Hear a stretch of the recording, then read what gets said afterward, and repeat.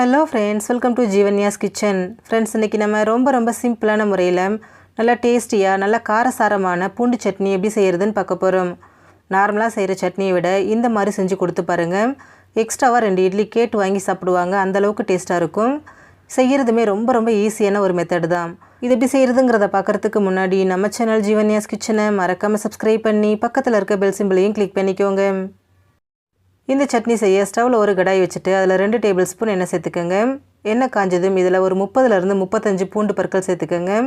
கப்பளவுன்னு பார்த்தீங்கன்னா அரை கப்பளவுக்கு இருக்குது. அடுத்ததாக மீடியம் சைஸில் 2 வெங்காயத்தை நீல வாக்கில் கட் பண்ணி சேர்த்துக்கோங்க. இது 1 கப்பளவுக்கு இருக்குது. கூடவே காரத்துக்கு தகுந்த மாதிரி வரமிளகாய் நான் 10 வரமிளகாய் சேர்த்துக்கிறேன். கலருக்காக ஒரு 5 காஷ்மீரி மிளகாயும் சேர்த்துக்கிறேன். காஷ்மீரி மிளகாய் கலருக்காக மட்டும்தாங்க, இருந்தால் சேர்த்துக்கோங்க, இல்லைன்னா ஸ்கிப் பண்ணிக்கோங்க.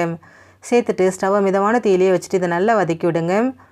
நம்ம சேர்த்துருக்கக்கூடிய பூண்டு வெங்காயத்தோட பச்சை வாசனை முழுமையாக போயிட்டு நல்லா வேகணும். மிளகாவும் நல்லா செவக்கணும். அது வரைக்கும் இதை நல்லா வதக்கி விடுங்க. பாருங்கள், நம்ம சேர்த்த பூண்டு வெங்காயம் எல்லாமே நல்லா வெந்து வந்திருக்கு. வரமிளகாயும் நல்லா செவந்துருச்சு. இந்த அளவுக்கு வெந்தால் சரியாக இருக்குங்க. இப்போ ஸ்டவ்வில் இருந்து எடுத்து இதை அப்படியே வைங்க, கம்ப்ளீட்டாக ஆறட்டும். இது முழுமையாக ஆறுனதுக்கு அப்புறமா இதை அப்படியே ஒரு மிக்சர் ஜாரில் சேர்த்துக்கோங்க.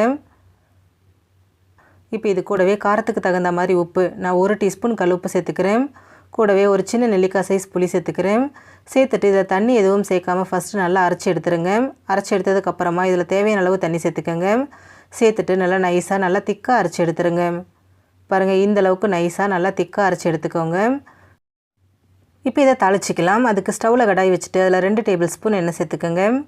எண்ணெய் சூடானதும் இதில் 1 டீஸ்பூன் கடுகு, அரை டீஸ்பூன் உளுத்தம்பருப்பு, 2 கொத்தளவுக்கு ஃப்ரெஷ்ஷான கருவேப்பிலை சேர்த்துக்கோங்க. சேர்த்துட்டு இதை நல்லா பொரிய விட்டுருங்க. கடுகு பொரிஞ்சதும் இதில் நம்ம அரைச்சி வச்சுருக்கக்கூடிய சட்னியை சேர்த்துக்கோங்க. சேர்த்துட்டு எண்ணெய் பிரிஞ்சு வர அளவுக்கு இதை நல்லா குக் பண்ணிக்கோங்க. தண்ணி எதுவும் சேர்க்க வேண்டாம். இந்த சட்னியை இந்த மாதிரி திரும்பவும் கொதிக்க வைக்கணுமான்னு கேட்டால் அவசியம் கிடையாதுங்க. நீங்கள் சட்னி அரைச்சிட்டு அப்படியே தாளித்து கூட யூஸ் பண்ணிக்கலாம்.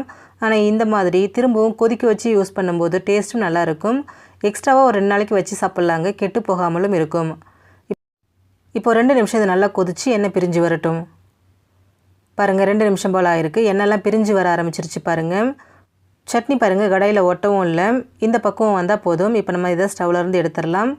ரொம்ப சிம்பிளான முறையில் நல்ல காரசாரமான பூண்டு சட்னி நமக்கு ரெடி ஆகிடுச்சு. ஃப்ரெண்ட்ஸ், நீங்களும் இந்த சட்னி ரெசிபியை ட்ரை பண்ணி பாருங்கள். இந்த வீடியோ உங்களுக்கு பிடிச்சிருந்தா லைக் பண்ணுங்கள், ஷேர் பண்ணுங்கள், கமெண்ட் பண்ணுங்கள். ஜீவன்யாஸ் கிச்சனை சப்ஸ்கிரைப் பண்ணி பக்கத்தில் இருக்க பெல் சிம்பிளையும் கிளிக் பண்ணிக்கோங்க. அப்போ தான் நான் போடுற வீடியோஸோட நோட்டிஃபிகேஷன்ஸ் உடனுக்குடனே உங்களுக்கு வரும். தேங்க்யூ.